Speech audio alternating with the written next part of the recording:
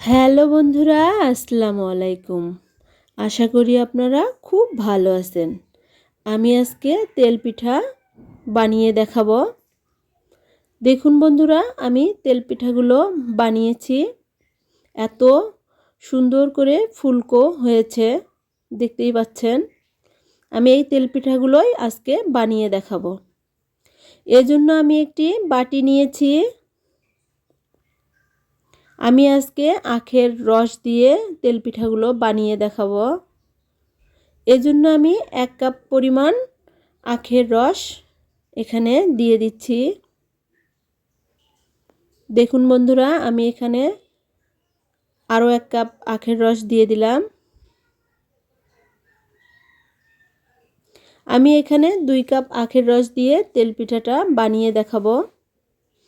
এখন দিয়ে দিচ্ছি আমি হাফ চামচ লবণ।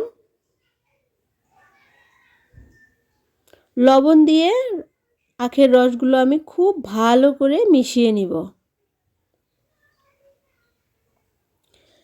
এখন দিয়ে দিব আমি চালের আটা।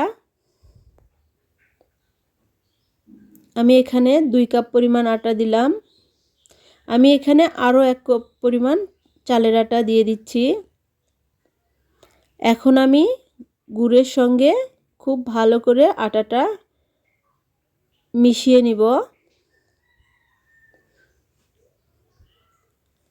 দেখুন বন্ধুরা, আমার মেশানো হয়ে গিয়েছে। আমি মিশিয়ে নিয়েছি আটাটা। এই ব্যাটারটা বেশি পাতলা করা যাবে না, তাহলে পিঠা ভালো হবে না। এজন্য একটু ভারী করে গুলতে হবে। এদিকে চুলায় একটি আমি কড়াই বসিয়ে দিয়েছি। এখানে 2 কাপ পরিমাণ তেল দিয়ে আমি জাল করে নিয়েছি। তেলটা খুব ভালো করে গরম হয়ে আসলে এখানে আমি পিঠাটা দিয়ে দিব।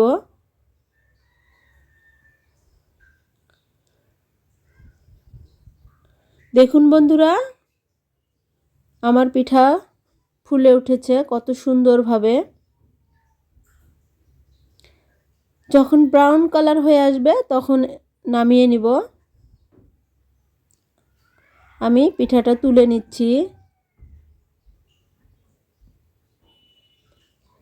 আমি এখন আরও একটি পিঠা দিয়ে দিব।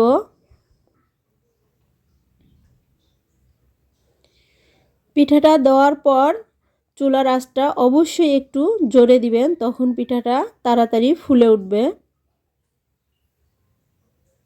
দেখুন বন্ধুরা, পিঠাটা আমার কত সুন্দর করে আবারও ফুলে উঠেছে।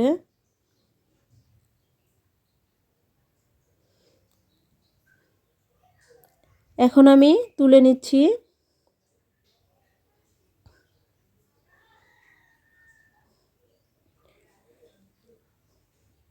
আমি আরও একটি পিঠা দিয়ে দিচ্ছি।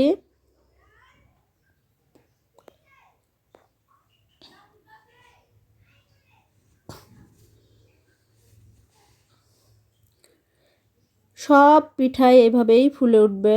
যদি ব্যাটারটা পারফেক্ট হয় তাহলে সব পিঠাই সুন্দরভাবে ফুলে উঠবে। আমি এই পিঠাটাও এখন তুলে নিচ্ছি।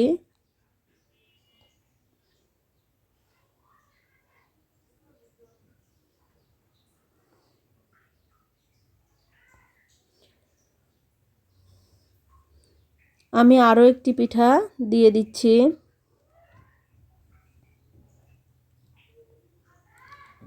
এভাবে আমি সবগুলো পিঠাই ভেজে নিব।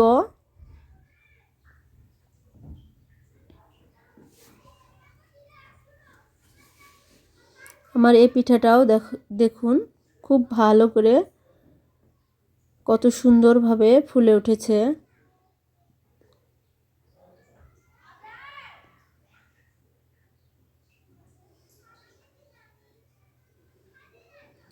এভাবে আমি সবগুলো পিঠাই বানিয়ে নিব।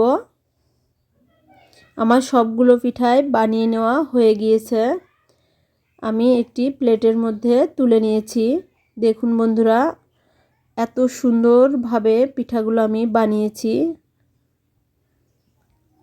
আপনারাও বাসায় ট্রাই করতে পারেন এভাবে পিঠা বানিয়ে খেতে।